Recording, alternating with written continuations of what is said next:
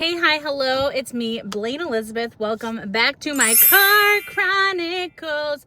Don't worry, I'm parked, so I don't need a seatbelt for all of the negative Nancys out there. But anyways, today I wanted to talk to you guys about the movie Wicked and how it parallels being othered or being a person with substance use problems in my life. I recently posted a YouTube short of my arm and what my arm looked like when I was using, and it's not pretty, so trigger warning if you go watch it. But yeah, I wanted to talk to you guys about how this musical is still so freaking popular. It has impacted pop culture forever. Like, I have seen this musical probably 5 times. Me and my mom used to watch it together, and literally I am Elphaba. I feel like I'm Elphaba so deep down inside my bones. And I think it comes from years of people telling me that I'm weird. Years of people telling me, Blayne's just so weird. She's loud. Blayne is, she's really psycho. I've just gone through years and years of being othered, being different. Like, Blayne's just so weird. And like, some of my cousins are like, she's so cool. Blayne's so loud and she's weird. And I've just heard the same thing over and over again. I've also been in like situations where people always want me to perform. Like, I don't know how to explain it. Like, my mom would have parties and I would always be called out into the living room to like show her my latest dance or show her a pirouette turn or sing the song from Annie, because I was in the musical Annie when I was little, or do this little dance, show them your trick. Being so deeply connected to Elphaba, and like also like the song The Wizard and I. She's just like, when I meet the wizard, my whole life will change. And I've always had these moments where maybe if my dad comes back into my life, then everything will be good. Or maybe if I get the part in this play, then everything will change. Or once I reach this next level, then everything's going to be awesome and cool and wonderful. And then you get to that next level and like everything's not all it's cracked up to be. And so I think that speaks to just like the message of just enjoying the moment that you're in. And yes, you can have goals, and yes, you can have dreams and looking forward to the future, but that doesn't like discredit your experience right here, right now at 3:22 p.m. on Monday, December 9th. You know what I'm saying? Like, yes, I can't wait until Wednesday when I go and take my social work exam and I fucking pass it and I have those letters behind my name, Blayne LMSW, and I can drop the limited L, the extra L, and I can be just a LMSW. Like, I can't freaking wait for that. And then my whole life will change, right? Or I can't wait till I become monetized on freaking YouTube and I start making money from my content. But the truth is each day I'm enjoying this journey. I'm enjoying this journey. I've learned to dance in the rain. I feel like addiction has given me the gift of just being grateful, of appreciating my kids, of appreciating being able to drive a nice car, appreciating every little thing that I have, because addiction just robs you of it. It takes everything from you.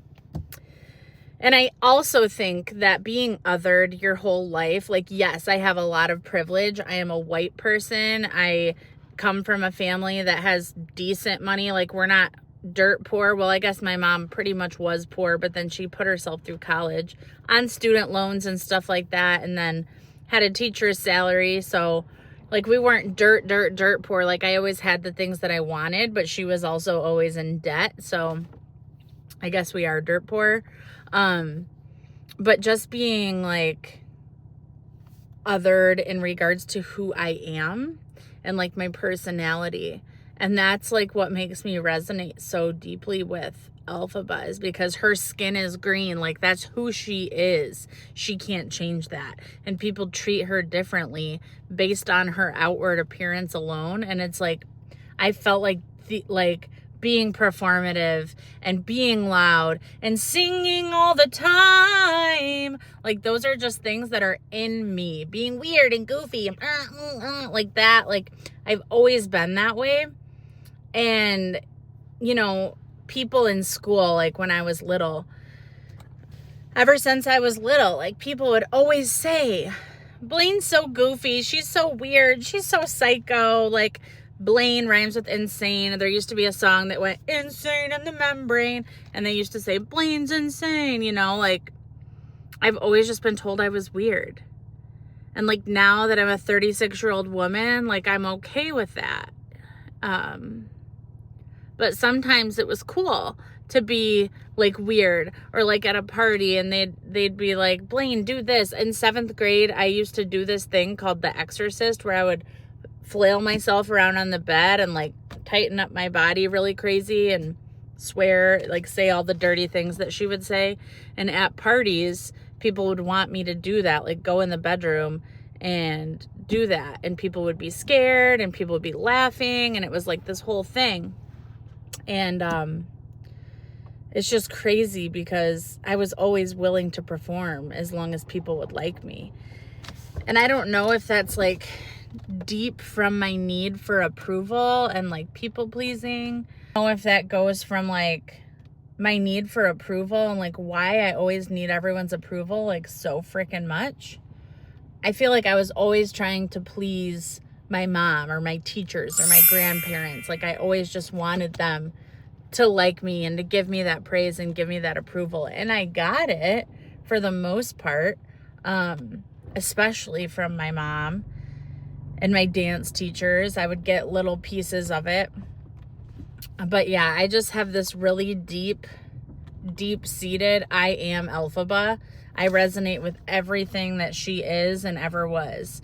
So then, like, there's this overarching theme of wicked, right? That, like, the whole overarching theme is wickedness thrust upon you, or are you born wicked? Which obviously life's experiences lead up to the person that you are and lead up to being wicked and people turning their backs on you and you being disappointed over and over and over again. I have clients that are so guarded and they act like they don't care, and they're like mean and angry, and like they're just so guarded.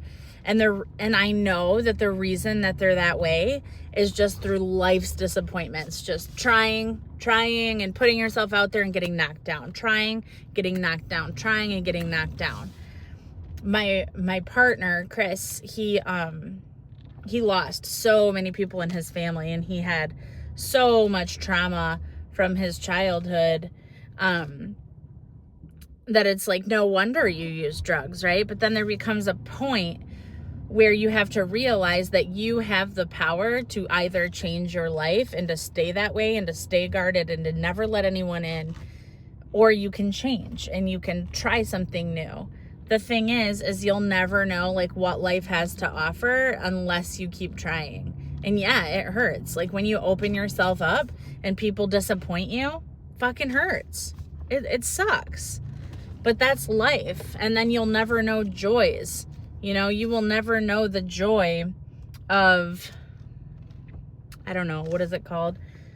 You'll never know the joy of love. You'll never know the joy of someone meeting your expectation if you don't put yourself out there. So yeah, anyways, my whole life I have felt like Elphaba. I am Elphaba. Hi, my name is Blayne Elizabeth. Diary of a Messy Mom. And I've definitely resonated with Elphaba my whole life, like ever since I can remember seeing the musical Wicked. It resonated with me so much. I listened to that soundtrack on repeat. Like, I was obsessed with it, and I will continue to be obsessed with it because Cynthia Erivo did it justice. The movie was 2.5 hours long, and I thought it just flew by because I feel like they did everything so perfectly in that film. Like, I don't know, they did it justice. That's the best thing that I can say. What other songs does Elphaba sing? Oh, I see my daughter.